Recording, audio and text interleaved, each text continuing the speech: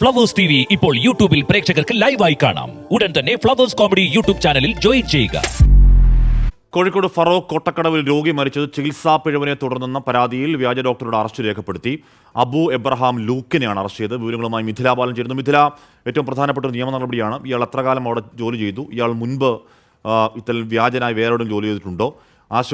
ആശുപത്രിയുടെ പങ്ക് തുടങ്ങിയ കാര്യങ്ങൾ വിശദമായ അന്വേഷണം അറസ്റ്റിന് ശേഷം ഉണ്ടാകും എന്ന് പ്രതീക്ഷിക്കാമോ മിഥില? അഷ്മി, പ്രാഥമികമായ ഒരു അന്വേഷണം ഫറോക്ക് പോലീസ് ഇതിനകം തന്നെ നടത്തി കഴിഞ്ഞു. ഈ ഒരു അന്വേഷണത്തിന്റെ അടിസ്ഥാനത്തിലാണ് നിലവിലിപ്പോൾ ഈ ഒരു പ്രതിയെ, അതായത് വ്യാജ ഡോക്ടറെ അബു എബ്രഹാം ലൂക്കിനെ അറസ്റ്റ് ചെയ്തിട്ടുള്ളത്. വഞ്ചന, കുറ്റം, ചതി എന്നിവ ഉൾപ്പെടെ വകുപ്പുകൾ പ്രകാരമാണ് ഇപ്പോൾ അറസ്റ്റ് രേഖപ്പെടുത്തിയിട്ടുള്ളത്. ഇന്നലെ രാത്രിയായിരുന്നു മുക്കത്ത് വെച്ച് ഈ പ്രതിയെ കസ്റ്റഡിയിൽ എടുത്തിട്ടുണ്ടായിരുന്നത്.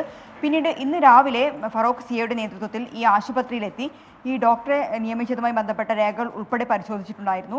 ഇന്ന് ആശുപത്രി മാനേജ്മെന്റ് പറഞ്ഞ ഒരു മറുപടി എന്നത് ഈ ഡോക്ടർ നൽകിയ സർട്ടിഫിക്കറ്റിൽ പേര് വ്യാജമാണ്. അബു എന്ന് മാത്രമേ ഉണ്ടായിരുന്നുള്ളൂ.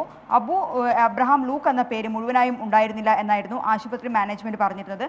ആർഎംഒയുടെ ഒരു ഒഴിവ് അവിടെ ഉള്ളത് കൊണ്ട് തന്നെ കൂടുതൽ ഇതുമായി ബന്ധപ്പെട്ട ഒരു പരിശോധനയിലേക്ക് ആശുപത്രി അധികൃതർ കടന്നില്ല എന്നും പറയുന്നു.